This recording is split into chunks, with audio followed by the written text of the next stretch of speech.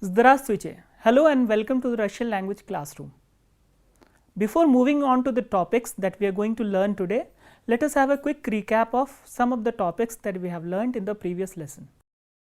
As I have already explained the accusative case of singular nouns in the previous lesson, that accusative case of nouns is used to answer the interrogative words что and кого. Что denotes the inanimate nouns and kavo denotes animate nouns. So, whenever the question has the interrogative word kavo, then we are supposed to answer it with animate nouns. For example, kavo vi vidjeli v parke. Kavo vi vidjeli v parke. Who did you see in the park? So, here the question is kavo. So, we are supposed to answer using animate nouns. So, here the answer I have written here is v parke ya vidjel brata is true. As you can see, brat, which is in the nominative case, has become brata and sistra has become sistru. So, these are the changes that we do with masculine animate nouns brat and feminine noun sistra. A changes to u and hard consonant we add a, which is a hard vowel after a hard consonant masculine noun. Next question I have written here is что вы читаете? What are you reading? As you can see the question, the interrogative word что has been used here, which suggests that we have to use inanimate nouns in the answer. Я читаю книгу, газету и роман. Я читаю книгу, газету и роман. So, I am reading книгу. So, книга has become книгу. Газета has become газету. Both are a ending feminine gender noun. So, what happens with a ending feminine gender nouns in the accusative case? A changes to u. So, gazeta has become gazetu and kniga has become knigu. And here Raman. Raman, as you can see, it is a masculine gender inanimate noun with a hard consonant ending. So, inanimate hard consonant ending nouns do not change in the accusative case. So, let us repeat it once again. Accusative case is used to answer the questions with the interrogative word что and кого. When the question has что, then we are supposed to use inanimate nouns, and if the question is кого, we are supposed to use animate nouns, and there are some changes we are going to make with the nouns in the animate as well as in the inanimate. So, this is all about the revision part. Let us move on to the first topic today.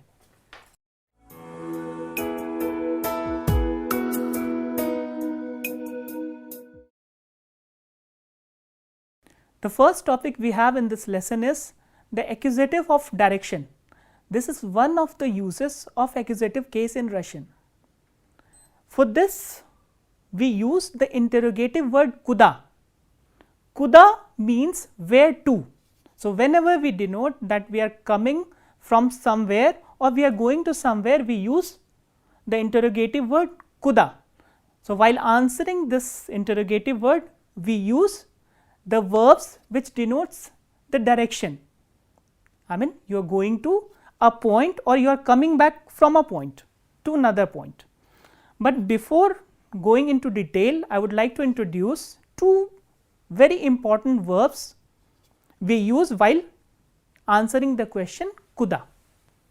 These verbs are идти. Идти is to go or to come back. Идти, how do we spell идти? E, de, te and e. And the second verb we have is ехать. Ехать also means the same thing, to go or to come. But the difference between идти and ехать is when you go by a vehicle or by means of any transport, we use ехать, or if you are going by walking, then we use идти. So, both the verbs mean the same thing, to go or to come, but the difference is the means of transport. So, if you are going by a vehicle, we use yekhat, and if you are going to a point by walking, we use ichi. So, now the question comes, how do we conjugate these two verbs? Both these verbs follow ye conjugation. So, how do we conjugate these verbs? With ya, first person singular number, idu, ya idu, ti idiosh, onana idiot, mi idiom, vi idiote, ani idut. Ya idu, ti idiosh, onana idiot, mi idiom, vi idiote, ani idut. So, now come to yekhat. How do we conjugate yekhat? Ya yedu, ti yejesh, onana yejet, mi yejem, vi yejite, ani yedut. Ya idu for ichi, ya yedu for yekhat. Ti idiosh, ichi, yejesh, yekhat. Onana idiot for ichi, onana yejet for yekhat. Mi idiom, mi yejem. Vi idiote, vi yedite. Ani idut, ani yedut. So, this is about the conjugation of the verbs ichi and yekhat.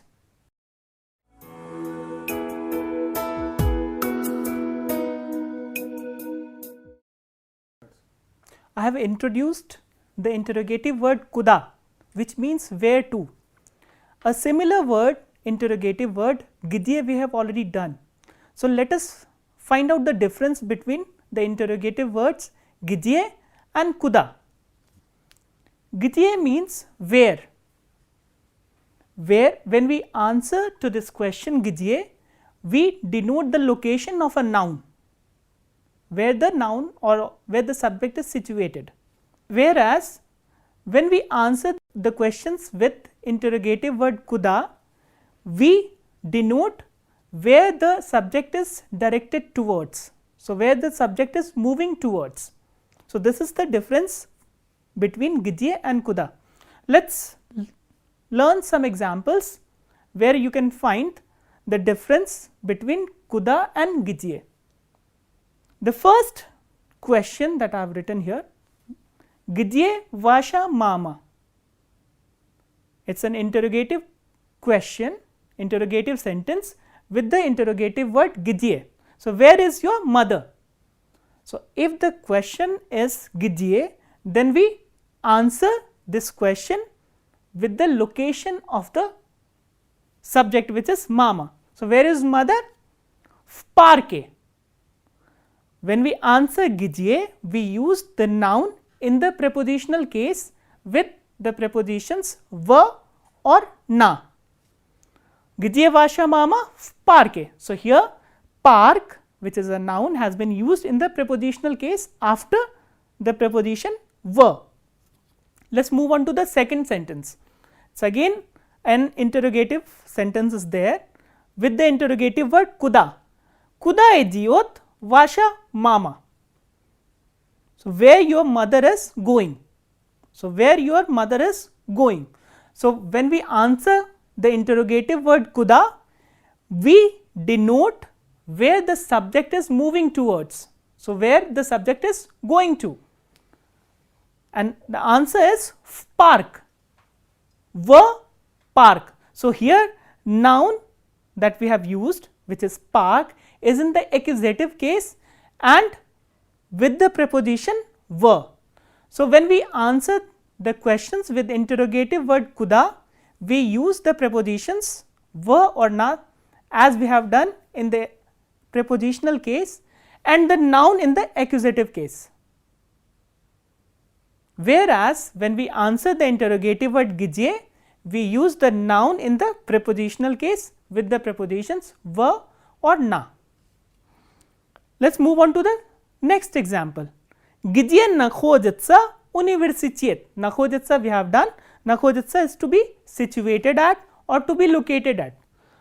Где находится университет? Where the university is located. So again the interrogative word где has been used. So we will answer the question with the noun in the prepositional case.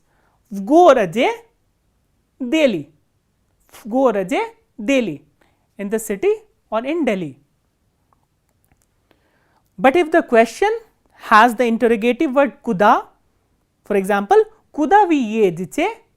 Едете comes from the verb ехать, which means to go or to come by a vehicle. Куда вы едете? Where are you going to?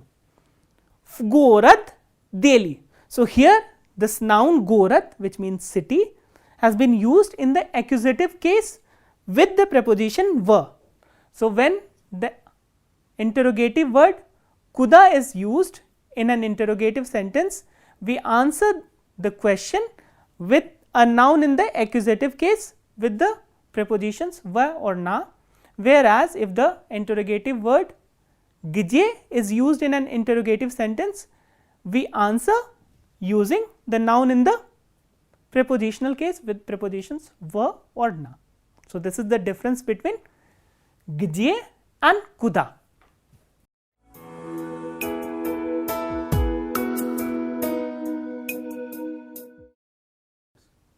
When the question has где in the interrogative sentence, then in answer to the questions we use the nouns in the prepositional case, but apart from the nouns in the prepositional case, we also use adverbs of location.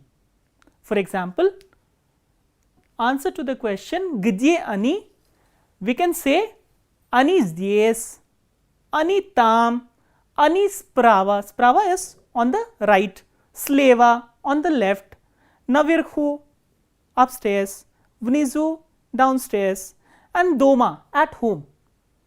So apart from the nouns in the prepositional case with the prepositions в and на, there are adverbs of place or location which are used to answer the questions with где. Similarly, when the interrogative sentence has куда, the interrogative word куда, then we answer these questions using the adverbs of direction.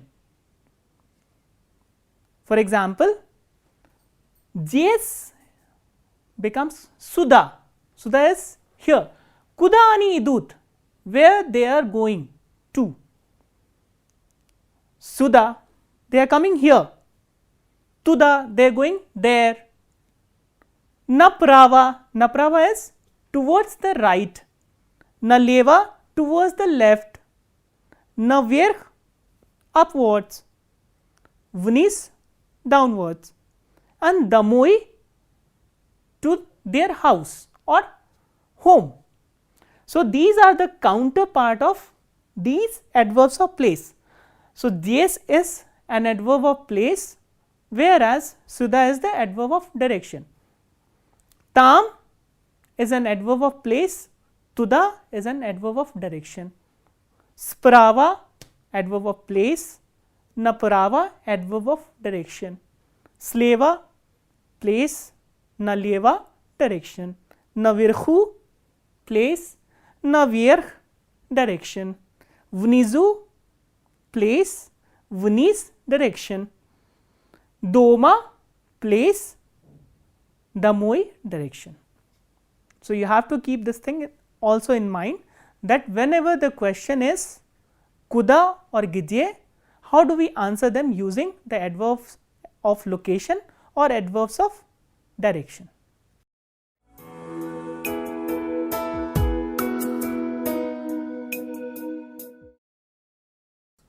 Next topic we have is the personal pronouns in the accusative case. So how the personal pronouns are used in the accusative case while denoting the direct objects. As you can see, I have written here the nominative case forms of the personal pronouns and the accusative case forms of the personal pronouns. Ya, first person singular number. For ya in the accusative case we have меня. ya minya, ti tibia. For I we have minya, ti which is you, second person singular number, we have tibia. On he, we have ivo, on ivo, ana iyo, on ivo, ana iyo. First person plural number me becomes nas in the accusative case. Second person plural number we becomes vas in the accusative case, and third person plural number ani, they becomes ich in the accusative case. So, I will repeat the accusative case forms of the personal pronouns once again. Minya, first person singular number, tibia, second person singular number, ivo, third person singular number, and iyo, third person singular number. Nas, first person plural number, vas, second person plural number, and ich, third person plural number. So, let us look at some examples. Kavo vi slušajte vнимательно. So, there is a question which has the interrogative word kavo. So, while answering the questions with kavo, we use direct objects or the nouns in the accusative case. So, here we have used the personal pronouns. Ya slušaju, I am listening. Vas, you, I am listening to you. Vнимательно is attentively. So, I am listening to you attentively. Kavo vi хорошо знаете, who do you know well? And again we have used a personal pronoun in answering this question. Kavo vi хорошо знаете. Я хорошо знаю ее. I know her well. You can use any of these personal pronouns in answer to the question. Кого вы хорошо знаете? Я хорошо знаю тебя. Я хорошо знаю его. Я хорошо знаю ее. Я хорошо знаю вас. Я хорошо знаю их. So, these are the forms which are used in the accusative case. So, that is how we change the personal pronouns in the accusative case.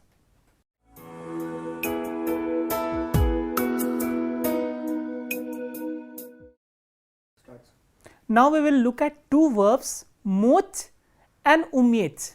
Both these verbs are translated as can or to be able to in English, but there are certain differences which we will learn during this lesson.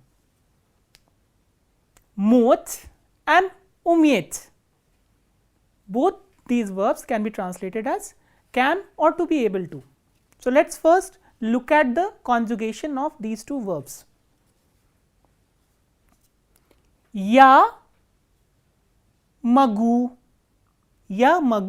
I can. Ti можешь, you can. Он она может, Мы, first person plural number, можем, мы можем. Вы можете, они могут. Я могу, ты можешь, он она может, мы можем, вы можете, они могут.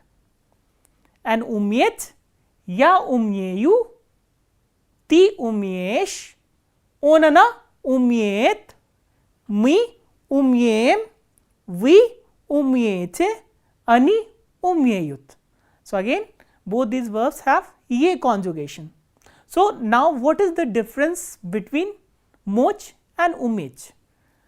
The verb moch denotes the physical ability of a person to perform any action, and umech denotes the necessary skills of a person to perform any action. For example, я сейчас не могу писать письмо. Я сейчас не могу писать письмо. Now I cannot write a letter. So here I have used moch, so which denotes the physical ability of a person to write or to perform any action. Let us take another example. Я не умею говорить по-русски, or я не умею писать по-русски. So I am not able to write in Russian, or I am not able to speak in Russian. So here I am talking about the ability or the necessary skills of a person, of the subject, to perform the action which is to speak or to write. So in the first verb I am talking about the physical ability. Maybe this person knows how to write a letter, but now maybe because of some problem he is not able to write a letter. But when we use umiet, it certainly denotes that the person does not have the necessary skills to perform the action. So this is the difference between moch and umiet. Let us have a look at their conjugation once again. Я могу, я умею. Ты можешь, ты умеешь. Он, она может, он, она умеет. Мы можем, мы умеем. Вы можете, вы умеете. Они могут, они умеют. And the past tense forms of moches: mok, magla, maglo and magli. Mok, magla, maglo and magli. And umiet, umiel, umiela, umiela with o ending, and umieli. So this is about these two verbs, moch and umiet.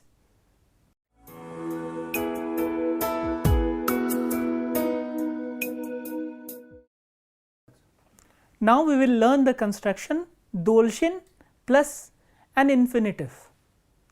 The word dolshin means must, and it is followed by an infinitive form of a verb. And this dolshin, the word dolshin, agrees with the subject in gender and number. Let us look at some examples. On dolshin работать. As you can see, after dolshin we have used an infinitive form of a verb работать. What is работать? Is to work. On dolshin работать. He must work. Она должна заниматься больше. Она должна заниматься больше. Больше is more. She must study more. As you can see here, Ana is the subject, which is third person and feminine gender personal pronoun. Since it is a feminine gender personal pronoun, we are not using dolshin, we are using dalshna. So dolshin stands for masculine subjects and dalshna for feminine subjects. She must study more. Заниматься is to study. Next example is мы должны слушать эту песню. Мы должны слушать эту песню. Here the subject is first person plural number. So it is not singular, it is plural. That is why we are not using either of these forms. We are using the plural form of dolshin, which is dalshni. Мы должны слушать эту песню. We must listen to this song. Pesnya is song. And here also you can see that pesnya has become pesnyu and eta has become etu. Why? Because they are denoting the direct object. And we have already learnt that direct objects are denoted in the accusative case. So they are used in the accusative case. And in the accusative case, ya ending feminine gender nouns changes into you. So pesnya has become pesnyu and a changes to u. So eta has become etu. Мы должны слушать эту песню. We must listen to this song. The word dolshin can also be used in the past tense. with the help of the verb быть. Быть is to be. So, when we use the past tense of the verb быть, this должен can also be used in the past tense. For example, он должен был работать. So, here we are using the past tense of the verb быть, which is был with masculine. So, он должен был работать. Она должна была заниматься больше. So, here since the subject is feminine gender, we are using была, which is the feminine past tense of быть. So, он должен был работать. Она должна была заниматься больше. So, this is about the construction должен plus infinitive.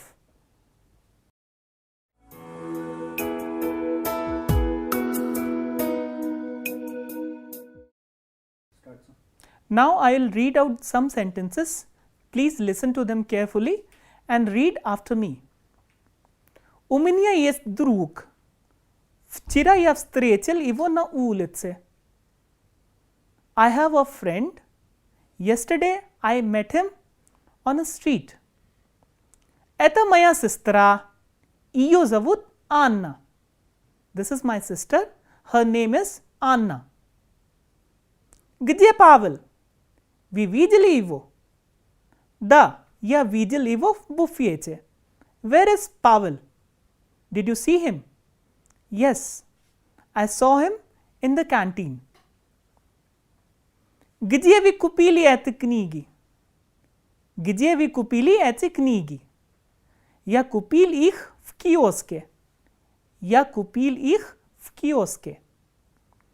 Where did you buy these books? I bought them at a shop or a small market. Куда вы идете? Куда вы идете? Where are you going?